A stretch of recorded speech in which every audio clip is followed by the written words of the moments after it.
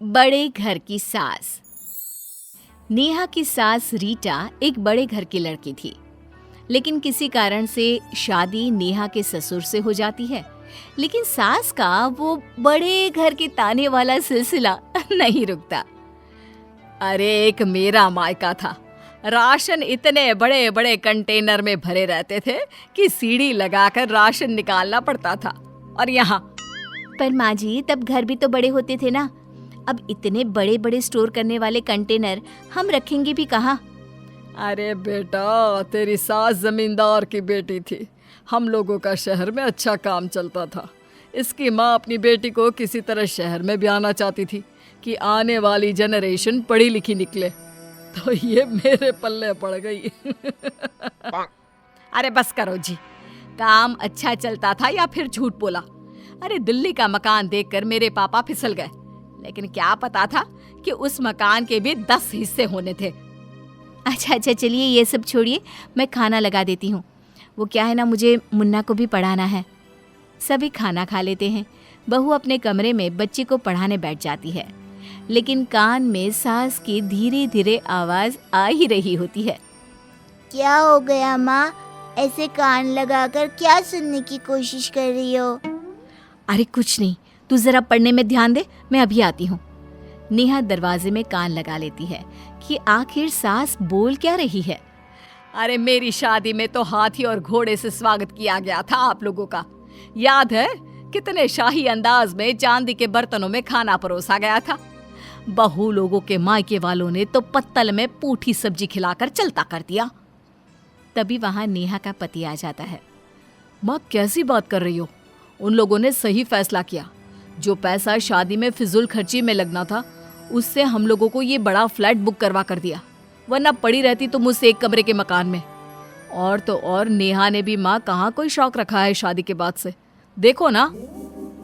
नेहा पति की बात सुनकर मुस्कुराती है कि चलो कोई तो है जो उसे समझ रहा है। हाँ, तो शौक तो शाही और बड़े घराने के लोगों के ही होते हैं ना कि एक छोटे से सरकारी नौकरी करने वाली बेटी के। मेरे पिता जमींदार थे, जमींदार।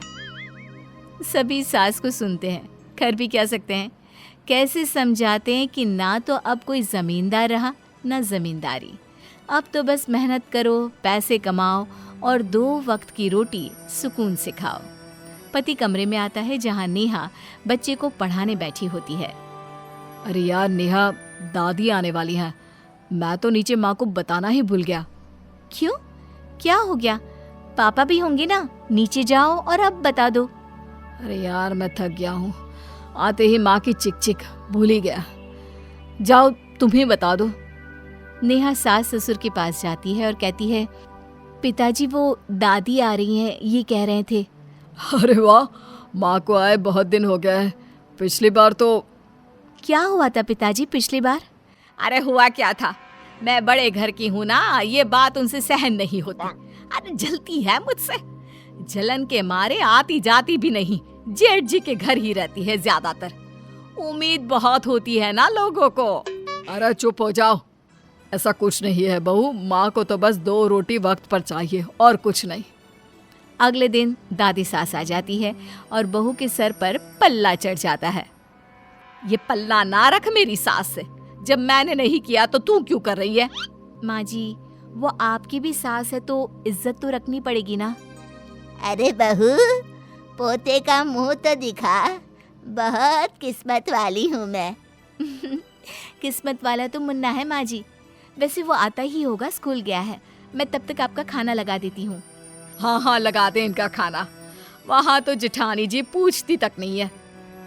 वैसे साथ नहीं आई, अकेली बुढ़िया को ही भेज दिया। तू ना अपना मुंह बंद ही रखे तो अच्छा रहेगा। बाकी तेरे कर्म तो है नहीं कि तेरे घर कोई आए। वो तो परपोते का मुंह देखे बिना मरना नहीं चाहती थी मैं, वरना मैं तो यहाँ कभी ना आती। वो लोग भी मुझे आने ही नहीं दे रहे थे। अरे माँ जी, आप खाना खा लीजिए ना। तू जैसी भी है, लेकिन तेरी बहू अच्छी है रीटा। कम से कम तेवर तो तेरे जैसे नहीं है।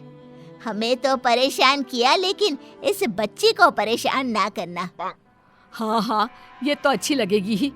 ये भी आप लोगों की तरह भिखारी फैमिली से है। बाप इसका आपके पति की तरह छोटी मोटी सरकारी नौकरी करता है। तो इसकी भी सोच तो वही गरीबों वाली होनी है। अरे रीटा बस करो, मत बोलो ज्यादा। अरे अपनी माँ को तो कुछ कह नहीं रहे। चाहिए इन्हें अमीर घर की लड़की, पैसे वाली, बड़े घर की, पर सोच। बेटा खाना पीना तो तू रहने दे, मुझे बस पर पोते के स्कूल ले चल, वहीं से उसका चेहरा देखकर बस पकड़ा दे ग्वालियर की। नेहा अपनी सास की बात सुन रही थी। वो ससुर जी को अंदर बुलाती है। क्या हुआ बहू? देखो तुम ना सास की बात का बुरा ना मानो, वो ऐसी ही है। बड़े घर से आई है ना तो थोड़ा बोली में रौब रहता ही है। मैं समझा दूंगा उसे। नहीं नहीं पिताजी, मुझे पता है कि माँ जी ऐसी ही है और आप भी कुछ नहीं कर सकते। ससुर को नेहा की बात बुरी लगती है। अरे क्यों नहीं कर सकता, मैं सब कर सकता हूँ। पिताजी बुरा मत मानिए, लेकिन जो बेटा अपनी माँ की बेइज्जती अपनी बीवी से होते देख सकता है और माँ के लिए बीवी को कुछ ना कहे, वो बहू के लिए तो बीवी को भी कभी कुछ नहीं कह सकता। माना हम लोग माँ जी जितने बड़े घर से नहीं, लेकिन संस्कार माँ जी के घर से कहीं ज्यादा है। तभी वहां नेहा का पति भी आ जाता है। पिताजी, अब वक्त आ गया है कि आप माँ को कड़े शब्दों में बोले। आप अपनी माँ की बेइज्जती देख सकते हैं, लेकिन मैं अपनी बीवी की बेवजह बेइज्जती नहीं देख सकता। बेटा नेहा के साथ अपना सामान पैक करके दादी के पास जाता है। दादी चल, अब हम लोग अलग रहेंगे, जहाँ छोटे लोग रहते हैं।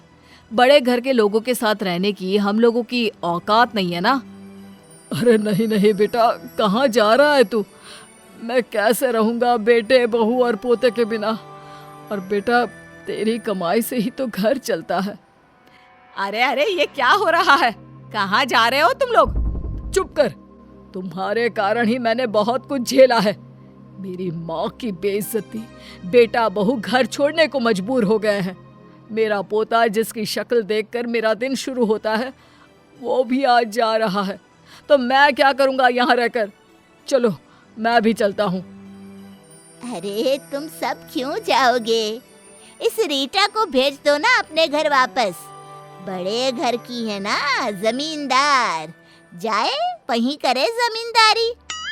हाँ माँ, जो काम मुझे बहुत पहले ही कर देना चाहिए था वो मैं आज कर रहा हूँ। रीटा तो सुनते ही परेशान हो जाती है।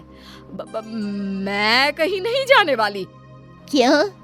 जब ये घर तेरे लेवल का नहीं है तो क्यों यहाँ रहना? ना मैं तेरे लायक, ना तेरी बहू। तू जा और वहीं रह अपने भाइयों के पास, बड़े लोगों के साथ। रीटा देखती है कि अब उसकी तरफ से कोई खड़ा नहीं हो रहा है, तो वो जोर जोर से रोने लगती है। मुझे माफ कर दो, अब से कुछ नहीं कहूंगी। मेरी कोई जमींदारी नहीं रही। अरे वो तो बहुत पहले की बात है। हाँ माँ जी, तो जो चीज नहीं रही उस पर घमंड कब तक? माना मैं गरीब घर की हूँ, लेकिन संस्कारों के मामले में किसी बड़े घर से कम नहीं।